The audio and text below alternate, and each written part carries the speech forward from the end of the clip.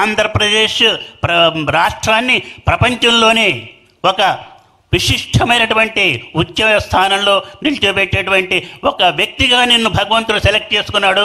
అది యథార్థమైన సత్యం అని చెబుతూ పాట పాడుతున్నాను, వినండి, మీరు కూడా వినండి. నా ధ్యేయం నా గమ్యం మరువను మరువను ఎన్నటికి, మరచి నడువను ఎన్నటికి.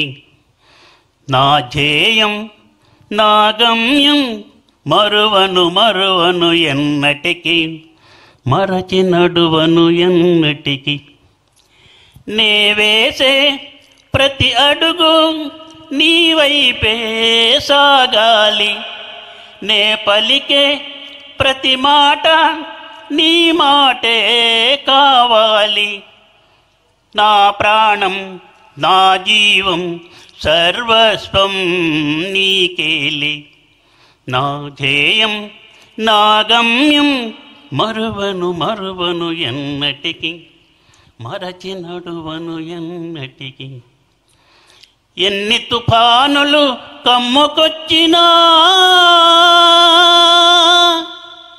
ఎంతటి వేదన మదిలో రేగిన, ఎందరెందరవహేళన చేసిన, ఎందరెందరవహేళన చేసిన, జడియను జడియను ఎన్నటికి, జడిసి ఆగను ఎన్నటికి. నా ధ్యేయం నా గమ్యం మరువను మరువను ఎన్నటికి, మరచి నడువను ఎన్నటికి. ఇంకా ఉంది, ఇంతవరకు తాలు దాంతో అర్థమై ఉంటుంది. ఎవరు ఎన్ని ఎన్ని విధాలుగా అడ్డంకులు పెట్టినప్పుడు కూడా అవన్నీ మనకి వాళ్ళని ద్వేషించకూడదు, దూషించకూడదు. ఈ శరీరం ఆ విధంగా చేసింది. ఈ శరీరం ఆ విధంగా చేసి ఉన్నతమైన స్థితికి ఈనాడు వచ్చి ప్రపంచం మొత్తానికి కూడా ఉన్నత స్థితిలో ఉన్న వాళ్ళందరికీ కూడా లాభాన్నిచ్చి వాళ్ళ ద్వారా సమాజాన్ని బాగు చేయడానికి ప్రయత్నం చేస్తున్నది. సనాతన ధర్మంలో దత్తాత్రేయ సాంప్రదాయంలో ఏమీ చేయనట్టు కనిపిస్తూ అందరికి ఎన్నుకున్న వ్యక్తులకి శక్తిని ప్రసరింపజేసి శక్తివంతం చేసి ఆ వ్యక్తుల ద్వారా సమాజాన్ని తీర్చిదిద్ది సత్యశ్యామలంగా ప్రశాంతనీయంగా ప్రపంచం మొత్తం మారితీరుతుంది. ఎటువంటి క్వశ్చన్ లేదు. ప్రపంచం అంతం కాదు. మేధావులారా, స్వామీజీలకు కూడా నమస్కారం చేసి చెబుతున్నాను, భయపెట్టకండి.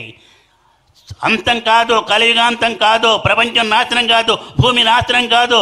కలియుగే ప్రథమ పాదే అన్నాడు. ఇది ప్రథమ పాదే, ఇంకా 3 పాదాలు ఉన్నాయి. వాళ్ళని ఎందుకు ఈ విధంగా అవుతుందంటే మనమే కారణం. మన చేతి మీద మనమే చేపెట్టుకుంటున్నాం. మనమే పంచభూతాల్లో జోక్యం చేసుకొని, ప్రకృతిలో జోక్యం చేసుకొని ప్రకృతిని నాశనం చేస్తున్నాం. కాబట్టి ప్రకృతి విరుద్ధంగా వచ్చి ప్రకృతి కాస్త వికృతి అయిపోయి వికృతి అయిన మహా ప్రార్థించాల్సిన గతి పట్టింది. అమ్మవారంటే భగవతునంటే వేరే కాదు. ఎన్నో ఉపన్యాసాలు చెప్పేటువంటి ఉపన్యాస కేసరులు కూడా చెబుతున్నారు. ఏమని చెబుతున్నారు? ప్రకృతి భగవతము, భగవత్ స్వరూపం ప్రకృతి. ఏంటి ప్రూఫ్ అంటే మీరు పూజించే లక్ష్మీ అష్టోత్తరమే. ప్రకృతిలో మొట్టమొదటి ప్రకృత్యై నమః, అమ్మవారి పేరు ప్రకృత్యై నమః. మీరు గనక ప్రకృతిని పాడు చేస్తే అది కాస్త వికృతి అయిపోతుంది. అప్పుడు కూడా దాన్ని మనం ఇది చేయకూడదు. వికృత్యై నమః. హుద్ వస్తే భయపడలా, పోయి అక్కడ కూర్చొని తనతో పాటు అందరినీ తీసుకెళ్ళి అది మళ్ళీ బాగా చేసినంత తర్వాత కానీ వెనక్కి రాలేదు. అలాంటి వ్యక్తులు కనుక ఉన్నట్లయితే అలాగ ఫాలో అయ్యేటువంటి వాళ్ళంతా మంచిగా ఉంటారు, సమాజం బాగుపడుతుందని చెబుతూ మీరు ఏమి సంకోచం చెందవలసిన అవసరం లేదు. ఇదే నేను కృష్ణానది ఒడ్డున రాత్రిపూట చంద్రబాబు నాయుడు పక్కన ఉండి కూడా చెప్పాను నేను ఇది. తర్వాత చాలామంది నన్ను అమెరికాలో అడిగారు, మీరు ఆ రోజు చెప్పారు అద్భుతమైన నగరం ఏర్పడుతుంది, అద్భుతంగా అభివృద్ధి ఆంధ్రప్రదేశ్ అన్నారు, ఇట్లా అయిందేంటని. ఆగండి, వెయిట్ అండ్ సీ అన్నాను, కానీ ఏమీ చెప్పలేదు. మీ యొక్క అందరికీ ప్రతి ఒక్కరికి కూడా అందరినీ కలుపుదాం, కలపాలి కలపాలి కలపాలి కలపాలి. సమైక్యత అనేటువంటిదే విశ్వయోగి విశ్వంజీ యొక్క లక్ష్యం, ధ్యేయం. Unity is our strength, humanity is our life అన్నది విశ్వమంత్రం యొక్క మోటో, నినాదం. దేహమే దేవాలయం, హృదయమే దైవపీఠం అన్నది రెండో నినాదం. ఒకటి ఉదాహరణ, జాగ్రత్తగా వినండి. సుదీర్ఘంగా అనుగ్రహ భాషణం చేసే సమయం కాదు, సందర్భం కాదు. నేను హైదరాబాద్లో ఉన్నాను, ఈ శరీరం హైదరాబాద్లో ఉంది. మండలి బుద్ధప్రసాద్ ఫోన్ చేశాడు, ఇలాగ 100వ జయంతి ఉత్సవాలు చేస్తున్నాం, మీరు రావాలి, నాన్నగారు కోరిక అప్పుడు అది వచ్చారు, ఇప్పుడు కూడా రావాలంటే ఏం మాట్లాడలే నేను, ఒకే ఒక మాట అన్నాను, తప్పకుండా వస్తాను, తప్పకుండా వస్తాను. ఎందుకన్నానో తెలుసా మీకు? ఇది వినాలి, ఇదే మీరు జాగ్రత్తగా వినాలి. తీవ్రమైన దీక్షలో ఉండి కూడా ప్రస్తుతం ప్రపంచమంతా కూడా అస్తవ్యస్తమైపోయి ఏ క్షణాన ఎక్కడ ఏం జరుగుతుందో తెలియని అయోమయ స్థితిలో ఉన్నటువంటి సమయంలో పంచభూతాలు ప్రకోపించి ప్రళయతాండవం చేస్తున్న ఈ సమయంలో భయపెట్టడం కాదు కావలసింది, దాన్ని తగ్గించడానికి ఏంటి కారణం అనేది కనుక్కొని తగ్గించడానికి చేయాలని ప్రయత్నం చేయాలని చేసేటువంటి పద్ధతిలో అతి తీవ్రంగా దీక్షలో ఉండి కూడా తప్పకుండా వస్తాను అని చెప్పేసేసి ఈ కార్యక్రమానికి వచ్చాను. నాస్తికుడు అని అనుకుంటారు చాలామంది ఎవరిని, మండలి వెంకట కృష్ణారావు అని. కాదు కాదు కాదు, నిజమైన ఆస్తికుడు. మాతృదేవోభవ, పితృదేవోభవ, ఆచార్య దేవోభవ, అతిథి దేవోభవ అని చెప్పింది సనాతనం. కానీ వీళ్ళని విస్మరించి తీర్థయాత్రలు చేయమని కానీ తీర్థాలలో మునగమని కానీ పుణ్యం వస్తుంది అని చెప్పలేదు. భౌతికతని నిర్లక్ష్యం చేసింది సనాతన ధర్మం అని చాలామంది అంటారు. తప్పు. భౌతికాన్ని గురించి ఎక్కువగా ఆలోచించిందే సనాతన ధర్మం.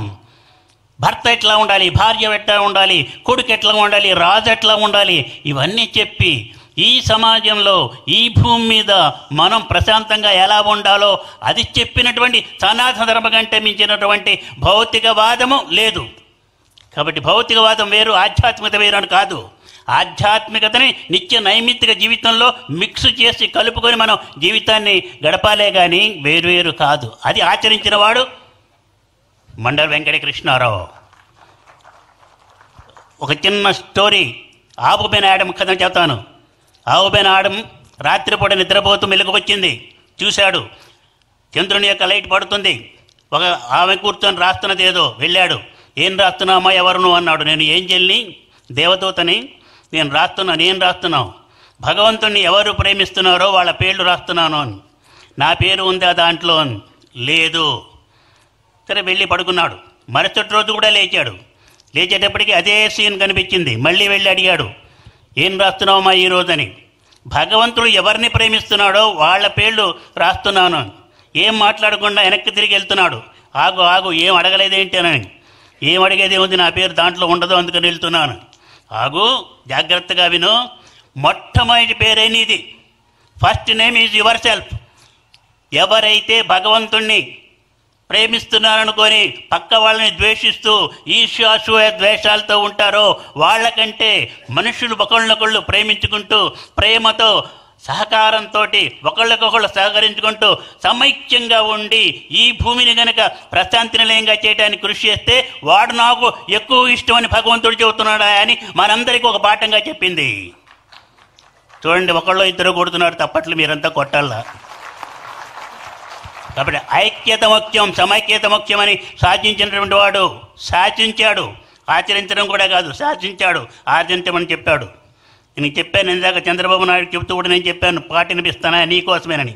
విను, తుఫాన్ వచ్చినప్పుడు ఎలా బాగా అయితే అవుతున్నాడో అప్పుడు ఆయనకు కూడా వినిపించాను నేను. ఇది జాగ్రత్తగా విను, అర్థం చేసుకో, అర్థవంతంగా ముందుకు నడువు, విజయాన్ని సాధించు.